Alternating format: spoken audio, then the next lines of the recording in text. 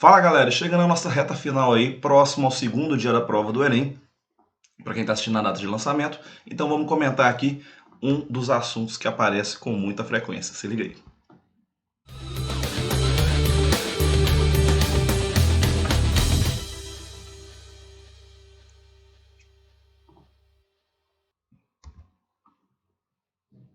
Então vamos lá pessoal, sejam muito bem-vindos. Eu sou o professor Rodrigo Queiroz, vocês estão no Matemática Fácil.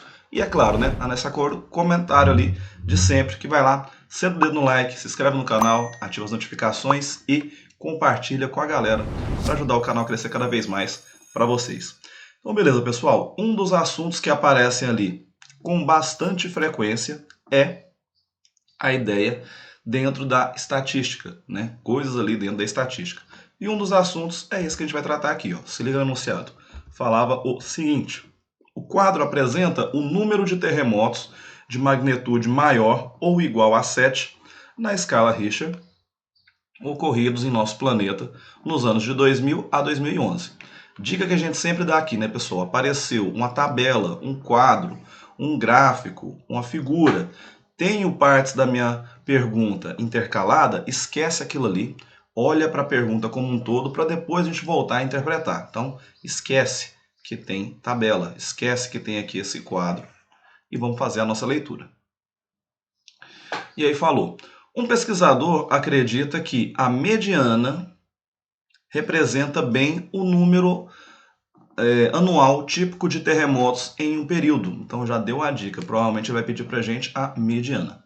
Segundo esse pesquisador, o número anual típico de terremotos de magnitude maior ou igual a 7 é...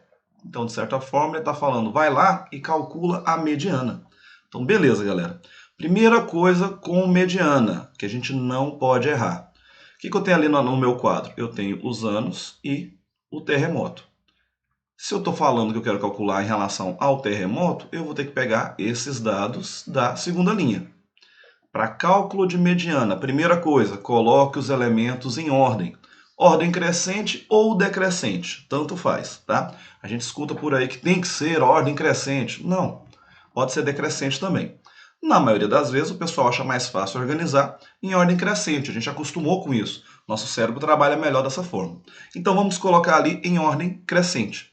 Então, pegando ali os nossos dados. E dica para essa organização, vai riscando, igual ali, ó, tenho 2, que o valor foi 11. Então, tem ali 11, 11. Vamos olhando com calma. Tenho um 12. Então, vamos colocar ele aqui. O 13 apareceu uma vez.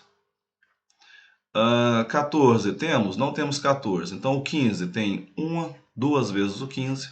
Vai lá e escreve. Quantas vezes o elemento se repetir, galera, a gente tem que colocar, ok? O 16, duas vezes. Beleza. Seguindo, temos o 17 uma vez. O 18 uma vez. 20 e, por fim, o 24. Então, olha lá, a gente tem certeza que realmente escreveu todos os elementos. Eu fui ticando lá em cima, beleza? Aqui eu vou apagar para não poluir a nossa questão. Ok. Então, coloquei meus elementos, nesse caso, em ordem crescente. Agora, eu tenho que saber a quantidade de elementos que eu tenho. Por quê? Eu tenho que lembrar que o que é a mediana? Mediana, galera, é o meu valor central. E esse valor central vai depender da quantidade de elementos, se ele é par ou se ele é ímpar. Por quê? Se eu tenho uma quantidade ímpar, uma analogia que a gente pode fazer. Se eu sair ali com a galera, por exemplo, 5 pessoas.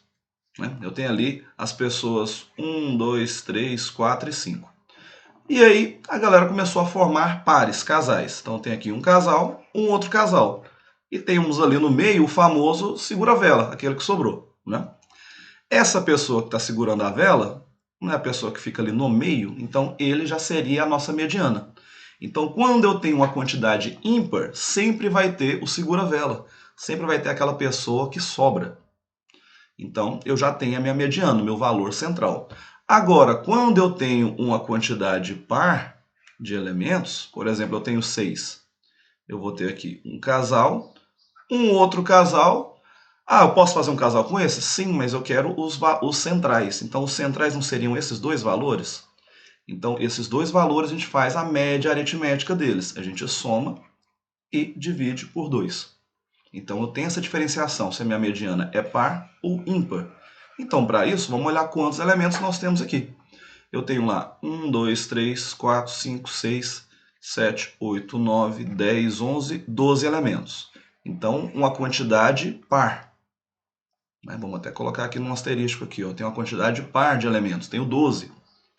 Se eu tenho 12, eu tenho que pegar os dois centrais. Quem são eles? A metade do 12 mais o da frente, mais o próximo. Então, eu vou pegar o sexto e o sétimo. Se eu fosse organizar aqui, ó, eu teria 1, 2, 3, 4, 5. Até aqui. 5 elementos. E do outro lado, a mesma coisa. Voltando. 1, 2, 3, 4, 5.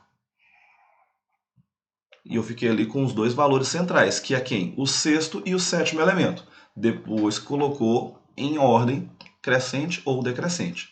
Agora, esses dois elementos, a gente faz a média aritmética. A gente soma os dois e divide. Então, 15 mais 16, 31.